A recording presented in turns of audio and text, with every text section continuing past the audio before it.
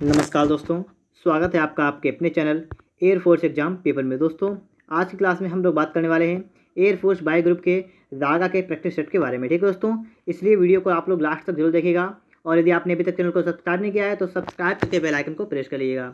देखिए दोस्तों, देखते हैं हम लोग सवाल को इससे। और जब आप पूरा प्रैक्टिस हल कर लें तो आप हमें कमेंट में बताएं कि आपने कितना स्कोर कर लिया है। ठीक है दोस्तों, तो कमेंट में आप लोग ये बात जरूर बताना कि आपने आज कितना स्कोर किया है। तो देखते हैं हम लोग यहाँ पर लिखा है एक संख्या का आधा दूसरी संख्या के 65% के बराबर है। पहली और दूसरी संख्या में क्रमशः क्या अनुपात है, आपको ये बताना है। लिखा है एक संख्या का आधा और दूसरी संख्या के 65% के बराबर है। अगर हम एक संख्या एक पहली मानेंगे x और दूसरी मानेंगे y। ठीक है, तो कर रखा है पहली संख्या का आधा मतलब x का 1/2 जो है वो दूसरी के 65% मतलब इसके 65% के बराबर है। आप बात समझिएगा इसकी। कह रहा है पहली संख्या का आधा दूसरी संख्या के 65% का मतलब होता है बटे 100 के बराबर है। इतनी बात मैंने आपके सामने लिख दी है। आपको क्या करना है, यहाँ पर हल करना है। 5 से काटेंगे, देखिए कितना होगा, 5 13 जाएगा और 5 जाएगा 20 बार, इतना चला गया है। अब देखिए 2 से कटेगा, 2 एक कम 2, 2 समझ चलता है। तो हमारा आ गया है x बराबर कितना आ गया हमारा 22 और गुणा बचा है 13/10, इतना आ गया है। इसका मतलब क्या होगा, अगर हम y को बटे में लाएंगे तो जाएगा x/y बराबर कितना हो जाएगा 13/10। हमसे पूछा गया है कि पहली और दूसरी संख्या में क्रमशः क्या अनुपात होगा। तो देखिए आपके सामने अनुपात लिखा हुआ है, कितना लिखा है 13:10, यही अनुपात होगा। ठीक है, क्योंकि बटे में लिखा है यही अनुपात हो जाएगा। तो आपका ऑप्शन नंबर कौन सा करेक्ट होगा, ऑप्शन नंबर आपको देखना है 13:10 किस में रखा है, तो ऑप्शन नंबर देखिए डी में रखा है 13:10। तो डी ऑप्शन इस क्वेश्चन का राइट आंसर हो जाएगा। देखते हैं इसके बाद में नेक्स्ट क्वेश्चन हमारा क्या कह रहा है। श्री हरि ने 12% प्रतिवर्ष के साधारण ब्याज की दर पर 22,400 रुपये की राशि का निवेश किया। 7 वर्ष बाद उसे कितनी राशि मिलेगी, आपको बताना है। ठीक है, इसका कौन सा ऑप्शन राइट ऑप्शन होगा। अगर आप लोग कॉपी कलम निकाल कर नहीं बैठे हैं तो बैठ जाइएगा, क्योंकि अब आप लोगों को सवाल ये अपने आप से अमल करना है। तो देखिए कैसे हल करेंगे आप लोग। लिखा है 12% वार्षिक ब्याज, ठीक है, प्रतिवर्ष। तो आपको क्या रखा है, ये 12% है आपकी दर है। ठीक है, दर कितनी है, दर है आर है 12%। इसके बाद देखिए साधारण ब्याज की दर से 22,400 की राशि, ये क्या हमारी ये पी है, मूलधन है। ठीक है, ये मूलधन है। और लिखा है 7 वर्ष बाद, लेकिन यन कितना है, यन है 7। आप इतनी बात समझ गए हैं कि 12% की दर है, 7 वर्ष का समय है और 22,400 हमारा मूलधन है। हमें निकालना है साधारण ब्याज निकालना है। ठीक है, तो देखिए निकालते हैं साधारण ब्याज। सूत्र होता है, साधारण ब्याज निकालेंगे सूत्र क्या लगेगा, सूत्र का मूलधन, मूलधन कितना है 22,400 गुणा दर 12% गुणा समय 7 वर्ष और बटे 100। इस प्रकार से हमारा क्या निकल गया है, साधारण ब्याज निकल के आ जाएगा। देखिए कितना होगा, ये कट जाएगा हमारा, कितना बचा देखिए 12 गुणा करेंगे, 12 चौक कितना हुआ 48 का 8, हाथ से लगा 4, 12 दूनी 24 4 28 का 8, हाथ से लगा 2, 12 दूनी 24 2 कितना हुआ 26 और गुणा 7। फिर से गुणा करेंगे कितना होगा हमारा 7 8 56 का 6, हाथ से लगा 5 और फिर देखिए 7 8 56, 56 और 5 कितना हुआ 61, 61 का 1, हाथ से लगा 6। फिर देखिए 7 6 42, 42 और 6 48 का 8, हाथ से लगा 4, फिर 7 दूनी 14 4 कितना हुआ 18। तो हमारा कितना आ गया, हमारा आ गया है 18,816। अब आपको देखिए यहाँ पर कोई भी ऑप्शन नहीं मिल रहा होगा, क्योंकि हमने अभी पूरा सवाल नहीं लगाया है। हमसे पूछा गया है कि 7 वर्ष बाद उसे कितनी राशि मिलेगी, उसे कितनी राशि मिलेगी। देखिए तो उसे इतना ब्याज मिल जाएगा, इतना ब्याज मिल जाएगा और इतनी उसकी राशि ये थी। तो हम लोग क्या करेंगे, इसकी राशि कितनी थी 22,400 रुपये उसकी राशि थी और उसको ब्याज कितना मिल गया है 18,816 रुपये। टोटल कह लेंगे तो इसका जो है हमें क्या निकलेगा, टोटल 7 वर्ष के बाद उसकी राशि निकल आएगी। देखिए 6 1 8 4 12 का 2 हाथ से लगा 1, 8 2 10 11 के हाथ से लगा 1 और कितना हो जाएगा यहाँ पर 4, 41,000 कितना हुआ 216। अब आपको देखना है किस ऑप्शन में रखा है। तो आपका कोई भी ऑप्शन नहीं मिल रहा है तो ऑप्शन नंबर डी करेक्ट होगा इनमें से कोई नहीं। ठीक है दोस्तों, तो आप इस सवाल को अच्छी तरह से सीख गए होंगे। ठीक है, अब देखते हैं अगला प्रश्न हमारा क्या कर रहा है। 4 क्रमिक विषम संख्याओं का औसत 106 है, आरोही क्रम में तीसरी संख्या कौन सी है। कहा गया है 4 क्रमिक विषम संख्याएं, हम अगर पहली मानेंगे x तो दूसरी हमारी हो जाएगी x+2, तीसरी हो जाएगी x+4 और चौथी हो जाएगी x+6। ठीक है, चाहे हमसे कहा जाए क्रमागत सम संख्याएं और चाहे कहा जाए विषम संख्याएं, हमने चारों संख्याएं मान ली हैं। औसत कहा गया है 106 है, औसत 106, इसका मतलब हुआ कि सभी को जोड़ लीजिए, सभी को जोड़ लीजिए और बटे में क्या करिएगा, बटे में लिखिएगा 4 बराबर 106। ठीक है, इतना आप समझ गए होंगे, क्योंकि पदों का योग बटे पदों की संख्या बड़ा होता है औसत। अब देखिए हल करेंगे इसे तो ये x कितनी बार है 4 बार है, तो हो जाएगा 4x और प्लस का कितना होगा 2 4 6 6 12, इतना हो जाएगा। बराबर किसके हो जाएगा, ये वाला 4 है गुणा में चला जाएगा तो हो जाएगा देखिए 4 छंग 24 का 4 24 और 4 एकम 4। हमारा इस प्रकार से समीकरण बन गया है। हल करेंगे हो जाएगा 4x बराबर, ये वाला प्लस का है उधर जाएगा माइनस का हो जाएगा, तो उधर जाएगा तो हो जाएगा 412।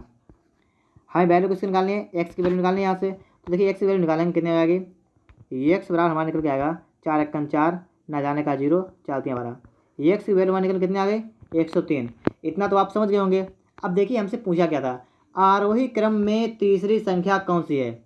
आरोही क्रम में देखिए इसमें देखिएगा, पहली ये थी, दूसरी ये थी, तीसरी ये थी, चौथी ये वाली थी। हमसे कहा कि आरोही क्रम में तीसरी संख्या, तीसरी ये वाली थी, ये वाली संख्या तीसरी, तो हो जाएगा एक्स प्लस 4। तो इसमें सिर्फ प्लस का 4 कर लेंगे हम लोग, तो कितना आ जाएगा 103 में जब हम 4 जोड़ देंगे तो हमारा 107 आएगा। तो ऑप्शन नंबर देखिएगा ए वाला करेक्ट हो जाएगा 107। आप लोग इस सवाल को भी अच्छी तरह समझ गए होंगे। अब देखते हैं नेक्स्ट क्वेश्चन हमारा क्या कर रहा है। देखिए अगला प्रश्न आपके सामने आ गया है। 18 व्यक्ति प्रतिदिन 6 घंटे कार्य करके एक सभा भवन को 30 दिन में बनाते हैं। इस सभा भवन की तुलना में 16 गुने बड़े सभा भवन को प्रतिदिन 6 घंटा कार्य करते हुए 27 दिन में बनाने के लिए कितने व्यक्तियों की आवश्यकता होगी, आपको ये बताना है। तो देखिए इसके लिए क्या करेंगे हम लोग, यहाँ पर चेक करेंगे पहले।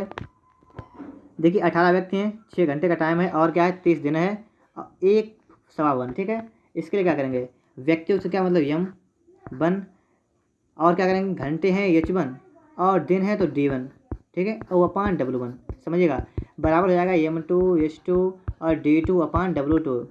इस प्रकार से ये हमारा जो है फंडा लगेगा यहाँ पर, ये हमारा सूत्र लगेगा। समझ लीजिए कि हमें क्या करना है, काम को नीचे रखना है, बकाया सभी को ऊपर रखना है, ठीक है। तो वही काम करेंगे हम लोग।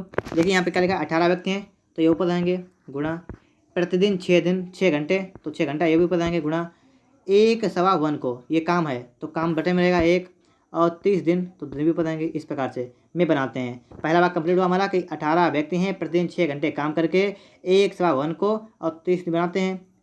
30 दिन यहाँ पर 30 था, ठीक है। ये वाला कितना था हमारा, ये वाला था हमारा 30, ये वाला था 30, ठीक। इस प्रकार से बराबर क्या हो जाएगा, बराबर होगा कि इस सभा भवन की तुलना में 16 गुना बड़ा बना, ठीक है। अब 16 गुना बड़ा होगा तो कार्य हमारा 16 गुना हो जाएगा, 16 यहाँ पर लिख देंगे।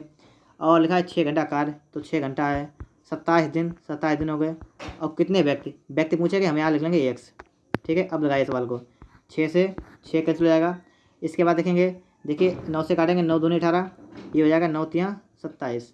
और इसके बाद देखेंगे 3 एकम 3, 3 दशमलव कितना हुआ 23। तो हमारा कितना आ गया है, हमारा आ गया है 20 बराबर एक्स बटे 16, इतना निकल के आया हमारा है। हमें एक्स की वैल्यू चाहिए तो 16 गुणा हो जाएगी तो हो जाएगा एक्स बराबर 16 दूनी 32, तो मतलब कितना हुआ 320। तो एक्स की वैल्यू निकल के आ गया 320। तो ऑप्शन नंबर एक करेक्ट होगा कि 320 जो है व्यक्ति जो है वो इस काम को 320 व्यक्तियों की आवश्यकता होगी, ठीक है। तो ऑप्शन नंबर ए इस क्वेश्चन का करेक्ट आंसर हो जाएगा। देखते हैं इसके बाद में नेक्स्ट क्वेश्चन हमारा क्या है। एक रेलगाड़ी 45 किलोमीटर प्रति घंटा की गति से 100 मीटर लंबे प्लेटफार्म को 60 सेकेंड में पार कर जाती है, तो एक बिजली के खंभे को पार करने में इसे कितना समय लगेगा। आपको पहले क्या करना है, देखना है यहाँ पर उत्तर देखा है सेकंड में देखा है, मिनट में भी है कोई दिक्कत नहीं, सेकंड में देखा है, और यहाँ भी सेकंड है, यहाँ भी मीटर, लेकिन यहाँ पर किलोमीटर, ठीक है। तो हम इसे पहले चेंज करना है। तो इसकी चाल देखिए 45 किलोमीटर प्रति घंटा, अगर हम इसे उस पर चेंज कर लेंगे मीटर सेकंड में हो जाएगी कितनी, देखिए हमारी 45, और किलोमीटर प्रति घंटा को मीटर सेकंड में बदलने के लिए 5/88 गुणा करते हैं, ठीक है। ये बात आपको पता है, तो इतना काम तो हम करेंगे, ठीक है। तो देखिए मैं लिख दिया, आपको समझ गए होंगे आप लोग। अब इसे हटा रहे हैं हम, ठीक है। अब देखिए सवाल को पढ़िएगा। 45 किलोमीटर प्रति घंटा की गति से 100 मीटर लंबे प्लेटफार्म की लंबाई देखिए 60 सेकेंड रखा है, लेकिन हमें रेलगाड़ी की लंबाई नहीं रखी है। हम मान लेंगे रेलगाड़ी की लंबाई x मीटर, ठीक है। अब समझिएगा x मीटर रेलगाड़ी की लंबाई मान ली हमने। हमें देखिए चाल है उसकी 45 किलोमीटर प्रति घंटा, हम लिखेंगे यहाँ पर 45, और किलोमीटर प्रति घंटा को मीटर प्रति सेकंड बदलने के लिए हम बता चुके हैं आपको कि 5/88 गुणा कर देंगे। देखिए हमारी ये हो टोटल चाल, आप समझ गए होंगे। ये टोटल में क्या लिखिए चाल, और सूत्र होता है चाल बराबर दूरी बटे समय। तो देखिए दूरी कितनी होगी, दूरी होगी देखिए 100 मीटर की प्लेटफार्म है, ठीक है, तो उसकी लंबाई, और प्लस प्लेटफार्म से जब रेलगाड़ी गुजरती है तो प्लेटफार्म की लंबाई जो है वो रेलगाड़ी की लंबाई में जुड़ जाती है, तो हो जाएगा 100 प्लस x, ये हो गई दूरी, और बटे समय कितना है 60 सेकेंड। हमारा समीकरण इस प्रकार से बन गया है। हमें x की वैल्यू निकालनी है, ठीक है। समझ गए होंगे आप अच्छे तरीके से। हमने क्या लिखा है, पहले लिखा है चाल बराबर दूरी बटे समय। हमारी चाल थी 45 किलोमीटर प्रति घंटा, लिख लिया 45 गुणे 5/18 बराबर, फिर देखिए प्लेटफार्म की लंबाई 100 मीटर, रेलगाड़ी की लंबाई हमने मान ली x मीटर, तो हो जाएगा 100 प्लस x, और अपान में कितना होगा, समय है 60 सेकेंड। इतना सवाल हमारा बन गया है। अब इसे हम लोग हल करेंगे, किस तरीके से हल करेंगे वो आप समझिएगा। देखिए इसे पहले काटिएगा, 6 से काटेंगे हम यहाँ पर, 6 3 18, ये देखिए 6.60 इतना हो जाएगा। और काटेंगे, देखिए इसे 3 से काटेंगे, 3 एकम 3, ये वाला हो गया 3 एकम 3, बचा 1 और 3 5 15, कितना हो गया 15। अब देखिए कितना हो रहा है 15 अपना 75, तो हो जाएगा 75। और देखिए यहाँ पर लिखा है 10, 10 की गुणा और हो जाएगी तो हो जाएगा 750 बराबर हो जाएगा हमारा 100 प्लस यक्स। यक्स की वैल्यू निकालेंगे कितनी आएगी, 100 घट जाएंगे, बचेगी 650 मीटर। तो देखिए यक्स की वैल्यू हमारी निकल के आ गई 650 मीटर। रेलगाड़ी की लंबाई निकल के आ गई है। हमसे पूछा गया है कि एक बिजली के खंभे को पार करने में कितना समय लगेगा। देखिए चाहे बिजली के खंभे को पार करना पड़े, चाहे किसी व्यक्ति को पार करना पड़ता है, तो उसकी लंबाई को हम नहीं जोड़ते हैं, ठीक है। तो इसमें बिजली खंभे की लंबाई को नहीं जोड़ेंगे, सिर्फ निकालेंगे समय, टाइम निकालेंगे। समय क्या होता है, दूरी बटे चाल। रेलगाड़ी की दूरी कितनी है 650 मीटर, 650 मीटर, और बटे समय, समय बराबर दूरी बटे चाल, तो दूरी 650 है। और चाल कितनी है, चाल हमारी है 45 किलोमीटर प्रति घंटा। इसे चेंज करेंगे तो हो जाएगी 45 और गुणे कितना कर लेंगे 5 बटे 18, तो 5 और बटे लिखेंगे 18, तो ऊपर चले जाएगा 18, ठीक है। इस प्रकार से इतना हो जाएगा, इतना हो जाएगा, ठीक है। अब देखिए इसे हम हल करके उसका उत्तर लाएंगे। तो इसे काटेंगे हम लोग, किस प्रकार से करेगा वो आप समझिएगा। देखिए ये कटेगा इससे 5 एकम 5, ये वाला काटेंगे 5 से, तो कितनी बार जाएगा, ये हमारा चलाएगा 13 बार, ठीक है, क्योंकि 13 अपना कितना होता है 65, तो ये वाला हमारा जाएगा 13 बार, 13। अब देखिए इसके बाद में 130 जाएगा यहाँ पर 130। अब इसे और अभी हल करेंगे, ठीक है, और हल करेंगे तो देखिए हमारा जो है टोटल हल करके यहाँ पर काटे पीटेंगे तो हमारा टी जो निकल के आ जाएगा हमारा 52, ठीक है। टी कितना आएगा 52, तो इसका मतलब होगा 52 सेकेंड में जो है हमारा जो है इसे समय लगेगा। एक बिजली के खंभे को पार करने में 52 सेकेंड का समय लगेगा, ठीक है। तो इसका ऑप्शन नंबर जो है बी वाला राइट ऑप्शन हो जाएगा। अगर आपने अभी तक वीडियो को लाइक नहीं किया है तो वीडियो को लाइक करके हमारे चैनल को सब्सक्राइब जरूर करें, क्योंकि हमारे चैनल पर आपको एयरफोर्स की तैयारी कराई जा रही है अच्छी तरीके से, इसलिए, ठीक है। इसके बाद देखते हैं हम लोग नेक्स्ट क्वेश्चन हमारा क्या है। एक महिला और उसकी पुत्री की औसत आयु 21 वर्ष है। उनकी आयु का अनुपात 5:1 है। 5 वर्ष बाद उनकी आयु का अनुपात क्या है, आपको ये बताना होगा। तो देखिए इसके बताने के लिए आप लोग क्या करना पड़ेगा, सबसे पहले लिखा है उनकी आयु का अनुपात कितना है 5:1 है, 5:1, 5 बार कितना है 1 है। हम क्या करेंगे, हम मान लेंगे इसमें एक्स लगाएंगे, इसमें एक्स लगाएंगे।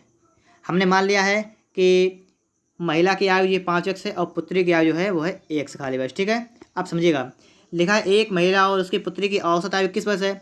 औसत का मतलब होता है योग बटे संख्या। तो देखिए योग कितना हो जाएगा, इसका योग करेंगे हो जाएगा 5x प्लस मतलब 6x और बटा 2 बराबर 21, इतना हमारा आ जाएगा, ठीक है, क्योंकि औसत देखा है। इससे हम एक्स की वैल्यू निकालेंगे, एक्स की वैल्यू कितनी आएगी, देखिए 2 से काटेंगे, 2 3 6 कट जाएगा और 3 से काटेंगे 3 से 21, हमारी एक्स की वैल्यू कितनी निकल के आ गई 7, एक्स की वैल्यू आ गई 7।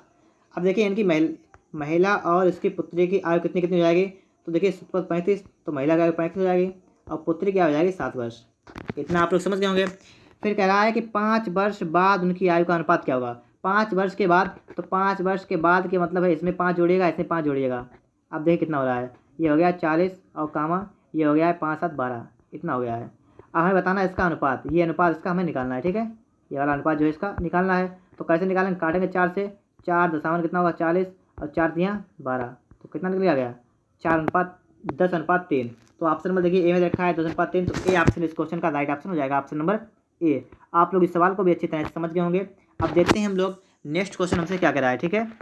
नेक्स्ट क्वेश्चन देखिए हमारे सामने आ रहा है, लिखा है किन्हीं दो धन संख्याओं के HCF और LCM क्रमशः 35 और 385 हैं। यदि एक पूर्ण संख्या 77 है तो दूसरी पूर्ण संख्या क्या होगी, आपको ये बताना है। आपको देखा है HCF कितना है 35, LCM है 385। हम आपको बता चुके हैं, इससे पहले प्रैक्टिस है उन्होंने बताया था मैंने कि संख्याओं का गुणनफल बराबर होता है सूत्र लासा गुणे मासा। संख्याओं का गुणनफल बराबर लासा गुणे मासा। संख्याएँ कितनी कितनी हमारी हैं, देखिए एक है 77 और दूसरी निकालनी है, दूसरी मान लेंगे x बराबर हो जाएगा लासा कितना है 35 और गुणा 385 मासा। इस प्रकार से कि संख्याओं का गुणनफल बराबर लासा गुणे मासा, हमारा सूत्र लग गया है। हम इसे हल कर लेंगे, देखिए काटेंगे, इसे काटिए 7 एकम 7, 7 एकम 7, इसे काटेंगे 7 35, फिर 11 से काटेंगे 11 एकम 11 और इसे काटेंगे, देखिए अब 11 3 33 बचा 5, 11 अपना 55। तो हमारा निकल के आ गया है सिंपल सा x बराबर 55, 25 का 5 हाथ से लगा 2, 5 या 15, तो कितना हुआ 17। एक्स का मान निकल गया है 175। दूसरी संख्या कितनी है 175, तो ऑप्शन नंबर देखिए सी वाला करेक्ट हो जाएगा। आप लोग इस सवाल को भी अच्छी तरह समझ गए होंगे। अब देखिएगा इसके बाद में क्वेश्चन नंबर अगला हमसे क्या कर रहा है। अगला प्रश्न आपके सामने लिखा हुआ है, सोमवार, मंगलवार और बुधवार का औसत तापमान 40 डिग्री है। मंगलवार, बुधवार, गुरुवार का औसत तापमान 41 डिग्री है। यदि गुरुवार का तापमान 42 डिग्री है था, तदनुसार सोमवार का तापमान कितना था, आपको बताना है। तो देखिए हम आपको पहले बता रहे हैं थोड़ा सिंपल सा करके। देखिए सोमवार और मंगलवार और बुधवार तापमान कितना टोटल है 40 औसत है। तो देखिए औसत है, अगर इनका योग निकालेंगे जब हम तो इसका योग हो जाएगा 3 से गुणा कर देंगे 120 हो जाएगा। इतनी बात तो आप समझ रहे होंगे। इनका योग कितना हो जाएगा 120 हो जाएगा। आप समझिएगा बात को। लिख लेंगे यहाँ पर हम सोमवार प्लस मंगलवार और प्लस बुधवार का योग निकालेंगे। योग कितना होगा 4 तियाँ 12, तो मतलब 120 डिग्री हो जाएगा। ठीक है। इसका देखिए मंगल बुध गुरुवार, तो देखिए लिखेंगे हम मंगल प्लस बुधवार और प्लस गुरुवार का औसत तापमान कितना 41 है। तो 41 तियाँ करेंगे इसे भी, तो देखिए 3 1 3 और कितना हो जाएगा 3 12 123 हो जाएगा। इतना हो गया। अब इसके बाद क्या है कि गुरुवार का तापमान 42 डिग्री था। अब रुक जाइए, पहले से हल कर लीजिए, घटा लीजिए, यहाँ पर घट जाएगा, यहाँ घट जाएगा और यहाँ भी घट जाएगा, यहाँ भी माइनस का हो जाएगा। ठीक है। तो देखिए हमारा ये तो कट जाएगा, मंगल बुध कट जाएगा, तो हमारा बचा है सोमवार माइनस गुरुवार बराबर -3। इतना बचा हमारा है। ठीक है। आप इतना समझ गए होंगे। हमारा कितना बचा है सोमवार माइनस गुरुवार बराबर -3। अब देखिए कह रखा है कि गुरुवार का तापमान 42 डिग्री था। गुरुवार का तापमान कितना था 42 डिग्री था। अब गुरुवार की जगह लिखेंगे 42, तो लिख लेंगे यस माइनस 42 बराबर -3। तो यस बराबर निकल के आ जाएगा हमारा 42 प्लस का हो जाएगा -3। तो यस बराबर निकल के कितना हो गया 39 डिग्री सेंटीग्रेड। तो हमसे पूछा क्या गया था कि सोमवार का तापमान कितना था। सोमवार का तापमान था 39 degree centigrade. Option number D इस क्वेश्चन का राइट आंसर हो जाएगा, ऑप्शन नंबर डी। वीडियो को आप लोग लास्ट तक जरूर देखिएगा। देखते हैं इसके बाद में नेक्स्ट क्वेश्चन हमारा क्या है। यदि चीनी का मूल्य 10% गिर जाता है, किसी घर में चीनी की खपत कितनी बढ़ाई जाए ताकि चीनी पर होने वाले बैग में गिरावट ना आए। देखिए इस टाइप का सवाल मैं आपको पहले बता चुका हूँ, लेकिन उसमें था कटौती कर जाए। मतलब क्या होता है कि उसमें वृद्धि होती है। ठीक है। कि चीनी के मूल्य में वृद्धि हो गई थी, फिर उसमें कहा था कितनी कटौती करनी पड़े। कटौती करने के लिए हमें प्लस का करना होता है, और अगर हमसे कहा जाए कितना बढ़ाया जाए तो बढ़ाने के लिए हमें करना पड़ता है माइनस का। ये बात आप याद रखिएगा। ठीक है। या ऐसा समझिएगा कि जब उसका मूल्य जो है बढ़ जाता है तो उसमें प्लस का कर देते हैं, और जब घट जाता है तो माइनस का कर देते हैं। अब इस बात में समझिए, इसमें लिखा है 10% गिर जाता है, तो ऊपर लिखेंगे 10 और बटे में लिखेंगे 10 गिर जाता है, तो इसका मतलब हो जाएगा 100 से 10 कम कर देंगे तो 90 और गुणा 100 कर देंगे। ठीक है। हल कर लेंगे, हो जाएगा 0 0 कट जाएगा, बचा हमारा 100/9। काटेंगे 9 1 9 बचा 1, 9 1 9 बचा 1, तो 1/9 इतना हो जाएगा। ठीक है। तो देखिए ऑप्शन नंबर आपको दिखा है डी वाला, तो डी ऑप्शन इस क्वेश्चन का राइट आंसर होगा, ऑप्शन नंबर डी। देखते हैं इसके बाद में नेक्स्ट क्वेश्चन हमारा क्या कह रहा है। यदि किसी कक्षा में 32 लड़कियां और 32 लड़कियां हैं, लड़कियों व लड़कों का अनुपात 16:9 है, तब कक्षा में कितने फीसदी लड़कियां हैं।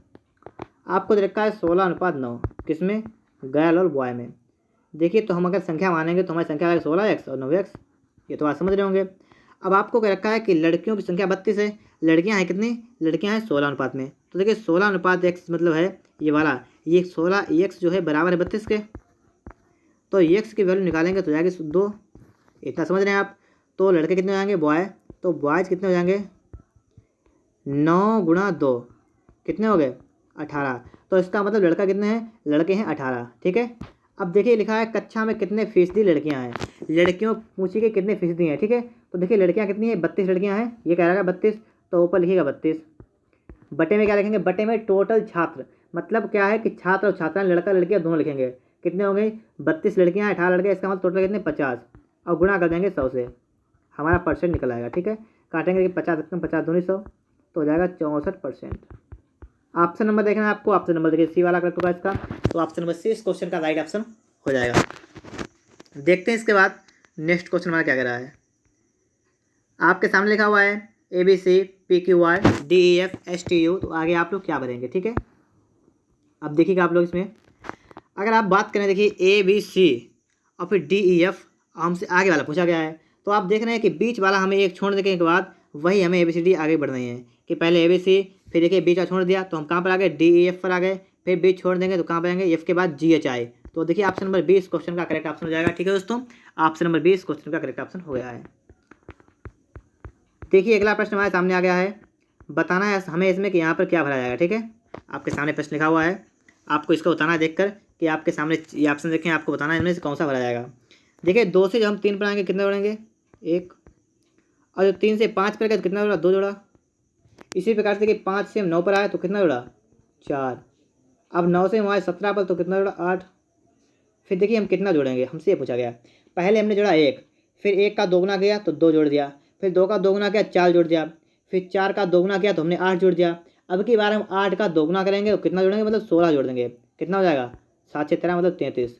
33 हो गया है। तो देखिए ऑप्शन नंबर सी में रखा है 33, सी ऑप्शन इस क्वेश्चन का राइट ऑप्शन हो जाएगा 33।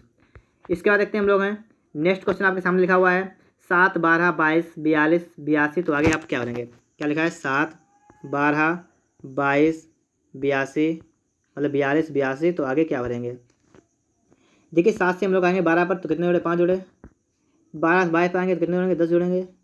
इसी प्रकार से आगे बढ़ेंगे तो 22 और 20 होता है 42। तो देखिए 42 और 40, आप देखिएगा यहाँ पर पहले 5 जोड़े फिर 10 फिर 20 फिर 40, दोगुना करते जोड़ते चले गए। ठीक, पहले 5 फिर 5 का दोगुना 10 जोड़ा, 10 का दोगुना 20 जोड़ा, फिर 20 का दोगुना 40 जोड़ा। तो 40 का दोगुना मतलब कितना जोड़ेंगे, इसमें 80 जोड़ देंगे 80। देखिए 82 था 80 जोड़ दिया तो मतलब हो गया 162। तो ऑप्शन नंबर देखिए 20 क्वेश्चन का राइट ऑप्शन आएगा 162। इसके बाद देखते हैं हम लोग नेक्स्ट क्वेश्चन से क्या करा है। नेक्स्ट प्रश्न देखिए आपके सामने आ गया है। ठीक है, आपको बताना नीचे दिए गए विकल्पों में लुप्त अंक ज्ञात करना आपको है कि इसके यहाँ पर लुप्त कौन सा भरा जाएगा। तो देखिए आपको यहाँ पर हिसाब लगाना है, क्या हिसाब लगेगा आप वो देखिएगा पहले। अगर हम लोग यहाँ पर देखें, यहाँ से स्टार्टिंग है, ठीक है, पहले यहाँ से यहाँ तक। तो देखिएगा अगर 11 और 8 का अंतर कितना आएगा, इसका अंतर आएगा 3। समझिए बात को, 11 से 8 का 3 बचा। और अगर हम 3 का घन कर दें, 3 3 होते हैं 27 होता है, तो 3 का घन हो गया 27। इसी प्रकार से 5 से 5 गए 0, और 0 घन करेंगे तो वही रहेगा। इसी प्रकार 7 से और 3 घटाएंगे बचेंगे कितने 4, और 4 घन कितना होगा 64। तो वही काम यहाँ करना, 8 से 2 का कितना होता है 6, और 6 का घन कितना होता है 6 से 36 छंगा 216। ऑप्शन नंबर सी इस क्वेश्चन का राइट ऑप्शन हो जाएगा, ऑप्शन नंबर सी। देखते हैं इसके बाद नेक्स्ट क्वेश्चन से क्या करा है। देखिए नेक्स्ट क्वेश्चन आपके सामने लिखा हुआ है, आपको बताना है इसका कौन सा ऑप्शन जो है वो राइट ऑप्शन हो जाएगा। इसके लिए देखिए आपको क्या करना पड़ेगा, यहाँ पर सवाल को अच्छी तरह से पढ़ना पड़ेगा, उसके बाद ही आप बता पाएंगे इसका कौन सा ऑप्शन जो है वो राइट ऑप्शन हो जाएगा। तो देखिएगा सवाल पढ़ेंगे हम लोग, क्या लिखा हुआ है। सुनीता पूर्व की ओर 6 किलोमीटर चलती है। पूर्व की ओर कितना चलती है 6 किलोमीटर चलती है। देखिए हम इसे ले आएंगे 6 किलोमीटर यहाँ पर थी, ठीक है, 6 किलोमीटर पूर्व चलती है, मतलब इस प्रकार से देखिएगा 6 किलोमीटर मान ली यहाँ पर चली गई, ठीक है, ये 6 किलोमीटर पूर्व की ओर चली गई यहाँ से। इसके बाद देखिए फिर वह पश्चिम की ओर 9 किलोमीटर चलती है। फिर वह पश्चिम की ओर, देखिए सुनीता आ गई यहाँ पर, अब यहाँ से जाएगी पश्चिम की ओर 9 किलोमीटर। तो इसका मतलब क्या हुआ, इसका मतलब यहाँ से बैक होगी, ठीक, वापस जाएगी इसी पर। अब कितना आएगी यहाँ तक जाएगी, मतलब यहाँ तक, ये वापस में कितना आ गई 9 किलोमीटर। समझिए बात को, पहले कितनी गई थी, पहले 6 किलोमीटर गए और उसके बाद क्या हुआ वापस आ गए, तो मतलब इसका मुँह इधर हो गया, ठीक है, इस तरफ। स्टार्टिंग पॉइंट यहाँ पर था, अब देखिए क्या हो गया बात, यहाँ पर आ गई। अब अगर वहाँ से वहाँ दक्षिण पश्चिम की ओर 6 किलोमीटर चलती है। अब वहाँ से कहाँ जाएगी दक्षिण पश्चिम की ओर, दक्षिण पश्चिम की ओर जाएगी, कितना आएगी 6 किलोमीटर। इसका मतलब हुआ इस साइड में जाएगी, इस साइड में। अब कितना आएगी 6 किलोमीटर जाएगी, ठीक है, यहाँ पर आ गई। अब देखिए बात पड़ेगा आगे क्या है। और अंत में वह पूर्व की ओर 3 किलोमीटर चलती है। अंत में वह पूर्व की ओर कितना चलती है 3 किलोमीटर चलती है। इसका मतलब क्या हुआ, इसका मतलब हुआ ये कि अंत में फिर से वह 3 किलोमीटर चलती है पूर्व की ओर। इस प्रकार से 3 किलोमीटर पूर्व की ओर चली, ठीक है, इस प्रकार से। तो आपसे पूछा गया है कि वह अपने प्रारंभिक स्थान से कितनी दूरी पर है। देखिए दोस्तों अगर बात करें हम लोग तो वह ये वाली दूरी 6 थी, तो हमारी ये वाली दूरी कितनी बचेगी 3 बचेगी, ये दूरी हमारी 3 बचेगी। और देखिए वो 3 इस तरफ आगे बढ़ी थी, यहाँ पर 3 ही बैक आ गई है। तो इसका मतलब ये वाली दूरी जो होगी, ये दूरी होगी उसकी बची होगी खाली, क्योंकि यहाँ पर तो पहले थी और यहाँ आ गई, यहाँ पर है, तो ये दूरी कितनी हो जाएगी। तो देखिए इस प्रकार से अगर हम इसे सही से चेक करें तो ये हमारा बन रहा है एक समांतर चतुर्भुज, उसके आमने सामने की भुजा बराबर होती हैं। तो देखिए इसके सामने की भुजा 6 किलोमीटर है, तो ये वाली भुजा भी 6 किलोमीटर की हो जाएगी। तो ऑप्शन नंबर देखिए बी में रखा है 6 किलोमीटर, तो बी ऑप्शन इस क्वेश्चन का राइट ऑप्शन हो जाएगा, ऑप्शन नंबर बी। अगले क्वेश्चन बात करते हैं हम लोग हैं, यदि किसी कोड भाषा में नोएडा को इतना लिखाता है तो इंडिया को क्या लिखाएगा, किसे इंडिया, नोएडा को लिखाता है आपके सामने लिखा हुआ है, तो आपको उसी को बताना है कि इंडिया को आप उसी भाषा में किस प्रकार से लिख सकते हैं। ठीक है दोस्तों, तो हम लोग देखते हैं इसे किस प्रकार से हम लोग जो है लिख सकते हैं। तो देखिएगा इसे, कैसे लगाएंगे सवाल को, NOIDA इसे लिख लेते हैं हम लोग 3 फिर 9, फिर 6, 5, 8। हमसे पूछा गया INDIA। आई के लिए कितना लिखा है इन्होंने है 6, एन के लिए कितना लिखा है 3, डी के लिए लिखा है 5, आई के लिए लिखा है 6 और ए के लिए कितना लिखा है, ए के लिए लिखा है 8। आपको यही देखना है, एक इस ऑप्शन में आपको दे रखा है 6, 3, 5, 6, 8। 6, 3, 5, 6, 8 ऑप्शन में देखिए आपको बी दिख रहा होगा, तो बी ऑप्शन इस क्वेश्चन का राइट ऑप्शन हो जाएगा, ऑप्शन नंबर बी। देखते हैं इसके बाद नेक्स्ट क्वेश्चन हमारा क्या कह रहा है।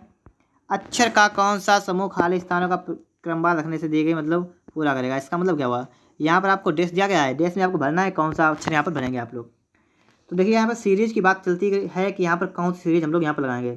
अगर देखिए हम लोग इसे बांटे थोड़ा टुकड़े में ऐसे करके, इस प्रकार से अगर हम टुकड़े करें इसके, देखिए मैंने इसके टुकड़े कर लिए हैं। टुकड़े क्यों किए हैं, टुकड़े करने के बाद आपको सवाल लगाने में बहुत ही आसानी हो जाएगी। कैसे हो जाएगी वो आप समझिएगा। एक टुकड़े के अंदर आपको चेक करना है किस टुकड़े के अंदर कौन सा हमारा फंस गया है। इस वाले के अंदर फंसा ए बी, इस वाले के अंदर फंसा ए बी। इसका मतलब है प्रत्येक टुकड़े के अंदर हमारा ए बी आना चाहिए, ठीक है, ए बी। देखिए पहले वाले में ए बी गायब है, देखिए ए यहाँ पर आएगा, बी यहाँ पर आ जाएगा। दूसरे वाले में ए है, तीसरे वाले में ए है लेकिन बी नहीं है तो बी आएगा। फिर चौथे वाले में ए नहीं है तो ए आएगा, और उसके अगले में बी नहीं है तो बी आएगा। तो हमारा आ रहा है A B B A B. अब आपको यही चेक करना है किस ऑप्शन में देखा है, ए बी बी और ए बी। ऑप्शन में देखिए बी में रखा है, तो बी ऑप्शन इस क्वेश्चन का राइट ऑप्शन होगा, ऑप्शन नंबर बी। इसके बाद देखते हैं हम लोग हैं, हमें इसके बताना है। इसके बाद ये दर्पण का एक दर्पण को यमयन रेखा पर रखा जाए तो दी गई उत्तर आकृतियों में से कौन सी आकृति प्रश्न आकृति की सही प्रतिबिंब होगी। आपके सामने देखा है प्रश्न आकृति, आपके सामने 4 उत्तर आकृतियाँ देखी हैं, आपको बताना है इसका प्रतिबिंब आकृति किसमें बनेगा, ठीक है। देखिएगा अगर हम बात करें इसको प्रतिबिंब मतलब इसको बिल्कुल उल्टा करने की, तो उल्टा करेंगे तो ये तो हमारा पता है हम लोगों को किस प्रकार से जाएगा, इस प्रकार से ये तो हो जाएगा, ये तो इस प्रकार से हो जाएगा, ठीक है। लेकिन अगर बात दूसरी की जाए, यहाँ पर देखिए ये वाला तीर था, ये वाला कैसे हो जाएगा, ये वाला ये था, ये किस प्रकार से हो जाएगा। तो देखिए ये वाला हमारा किस प्रकार से जाएगा, ये वाला जो है चेंज होगा, किस साइड में चेंज होगा, इस साइड में चेंज होगा, इस प्रकार से। देखिए किस प्रकार से चेंज होगा, ये वाला बिल्कुल विपरीत जाएगा। विपरीत का मतलब है ये वाला हिस्सा ऊपर जाएगा, ये वाला नीचे आएगा, इस प्रकार से, ठीक है। इस प्रकार से ऊपर चेंज होगा, नीचे होगा चेंज होगा, और इसे चेंज करेंगे जब इस झंडे को चेंज करेंगे तो ये वाला इस प्रकार हो जाएगा, इस तरफ से लिए, ठीक है। अब आपको यही चेक करना है कि ये वाला आपको किस ऑप्शन में दे रखा है, ठीक है दोस्तों। तो आप लोग अगर इसे सही से देखिएगा तो आप समझ सकते हैं कि इसे आपको किस में दे रखा है। ऑप्शन नंबर देखिए सी में दे रखा है, तो सी ऑप्शन इस क्वेश्चन का राइट ऑप्शन हो जाएगा, ऑप्शन नंबर सी। देखते हैं इसके बाद नेक्स्ट क्वेश्चन हमारा है, इसमें मतलब आपको भरना यहाँ पर है कि आप लोग यहाँ पर क्या भरेंगे। तो देखिएगा इसे, देखिए मैं आपको पहले बता रहा हूँ किस प्रकार से करेंगे। इसे पूर्ण करने के लिए हम पहले यहाँ लाइन करेंगे एक इस प्रकार से, इसके बाद इसके अंदर गोला करेंगे इस प्रकार से, और गोले का कौन सा भाग मतलब किस साइड का भाग रंगना है हमें, ठीक है, किस साइड का भाग रंगना है। पहले हमने किधर रंगा है, अगर देखिए यहाँ से स्टार्टिंग करें और ऊपर ले जाएँ तो पहले इसमें वाले में हमने इस प्रकार से इधर रंगा है, इसमें हमने इस प्रकार से रंगा, इधर वाला रंगा है, और इसमें नीचे का रंगा है, तो इसमें हम रंगेंगे किधर वाला, इधर वाला रंगेंगे, ठीक है। तो आपको इधर रंगना है, इधर वाला मतलब इस साइड वाला ऐसे करके, और इधर वाला रंगना है, ठीक है। अब आपको देखना है ये वाला किस ऑप्शन में रखा है, ठीक है। तो देखिएगा आपको ऑप्शन नंबर देखिए ए में दिख रहा है, ए वाला में दिख रहा है, तो ए ऑप्शन इस क्वेश्चन का राइट ऑप्शन होगा, ऑप्शन नंबर ए। इसके बाद देखते हैं हम लोग नेक्स्ट क्वेश्चन हमारा क्या है। नीचे दिए गए 4 उत्तर आकृतियों में से किसमें दिए गए टुकड़ों के दी गई आकृति को बनाया जा सकता है। आपको देखिए प्रश्न दिया है और इसमें से आपके 4 विकल्प दिए हैं, आपको बताना है इसका कौन सा ऑप्शन जो है राइट ऑप्शन हो जाएगा, ठीक है। तो देखिएगा इसके लिए हम देखेंगे पहले वाले को। देखिए पहले वाले में आपको 3 बिंदु दिख रहे हैं, 3 बिंदु, लेकिन इसमें सिर्फ 2 जगह बिंदु रखे हैं, तो पहला तो हमारा गलत हो गया, ठीक है।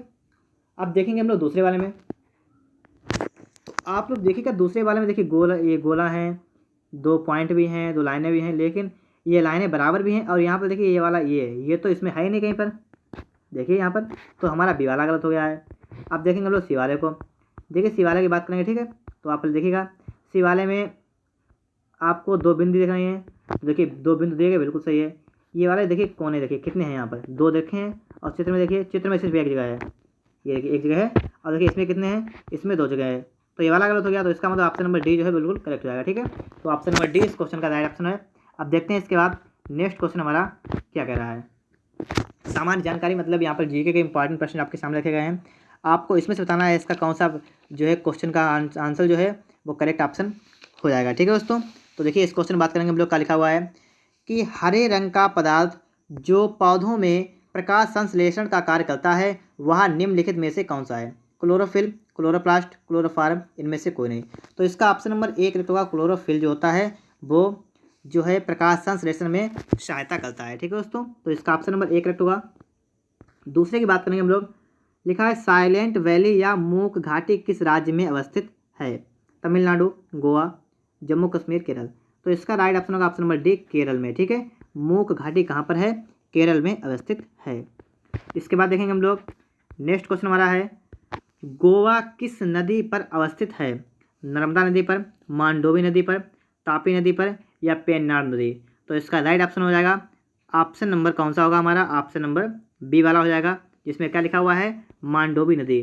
गोवा किस नदी पर स्थित है? मांडोवी नदी। ठीक है, इसके बाद देखिएगा नेक्स्ट क्वेश्चन हमारा क्या कह रहा है। नेक्स्ट हमारा है, शुष्काक्षी कोष का मनुष्यों में प्रकोप किस विटामिन की कमी से होता है? आपके सामने 4 ऑप्शन है, vitamin K, vitamin D, vitamin A, vitamin C. इसका राइट ऑप्शन होगा विटामिन डी। ठीक है, ऑप्शन नंबर बी होगा विटामिन डी। इसके बाद देखिएगा हमसे नेक्स्ट क्वेश्चन क्या किया गया है कि प्रोटीन ऊर्जा कुपोषण का परिणाम है? बलक्षय, मरासमस या बाल वक्र या बेरी या वल्क चक्र। तो ऑप्शन नंबर जो होगा इसका ए वाला करेक्ट होगा। क्या लिखा है? बलक्षय, मरासमस। ठीक है, ये किसका कारण है? ये है प्रोटीन ऊर्जा कुपोषण का परिणाम। अगला प्रश्न हमारा है, निम्नलिखित में से किस स्थान पर जी गुरुत्वाकर्षण का मान सर्वाधिक होता है? आपको बताना है। आपके सामने 4 ऑप्शन लिखे हुए हैं कि माउंट एवरेस्ट की चोटी पर, कुतुब मीनार के ऊपर, भूमध्य रेखा पर या अंटार्कटिक के कैंप में। तो इसका राइट ऑप्शन होगा ऑप्शन नंबर डी, अंटार्कटिक के कैंप में जो है जी का मान सबसे अधिक होता है। नेक्स्ट हमारा है, शरीर के किस अंग की खराबी से मधुमेह रोग का प्रकोप होता है? लीवर, पैनक्रियास या अग्न्याशय, किडनी, हृदय। इसका राइट ऑप्शन होगा ऑप्शन नंबर बी, पैनक्रियास या अग्न्याशय। अगला क्वेश्चन हमारा है, इबोला क्या है? वायरस, बैक्टीरिया, प्रोटोजोआ, कवक। तो इसका राइट ऑप्शन होगा ऑप्शन नंबर ए। क्या लिखा हुआ? वायरस। इबोला क्या है? इबोला एक वायरस है। इसके बाद देखिएगा हमारा अगला प्रश्न क्या है, घेंगा रोग आयोडीन की कमी से होता है। यह निम्न में से किस क्षेत्र में व्याप्त हो सकता है? तटीय क्षेत्र में, पहाड़ी क्षेत्र में, रेगिस्तानी क्षेत्र में या इनमें से कोई नहीं। तो इसका राइट ऑप्शन होगा, आपको बताना है कौन सा ऑप्शन होगा। तो राइट ऑप्शन होगा ऑप्शन नंबर बी, पहाड़ी क्षेत्र में जो है व्याप्त होता है। अगला प्रश्न हमारा है, विटामिन ए मुख्यतः कहाँ संग्रहित होता है? फेफड़ा, वृक्क, छाती, यकृत। तो इसका राइट ऑप्शन होगा ऑप्शन नंबर डी, यकृत। इस प्रकार से दोस्तों जो है हमारा प्रैक्टिस समाप्त हो गया है। अगर आपने अभी तक वीडियो को लाइक नहीं किया है तो वीडियो को लाइक करके अपने दोस्तों के पास शेयर जरूर करें, क्योंकि आपको वीडियो देखने के बाद आपको बहुत कुछ से लाभ भी हुआ होगा। ठीक है दोस्तों, तो लाइक तो आप लोग कर सकते हैं और सब्सक्राइब भी चैनल को कर सकते हैं। और देखिए, अगर आपको रागा के प्रैक्टिस और चाहिए तो वो भी आपको हमारे इसी चैनल पर मिल जाएंगे। वीडियो देखने के लिए आपका बहुत बहुत धन्यवाद।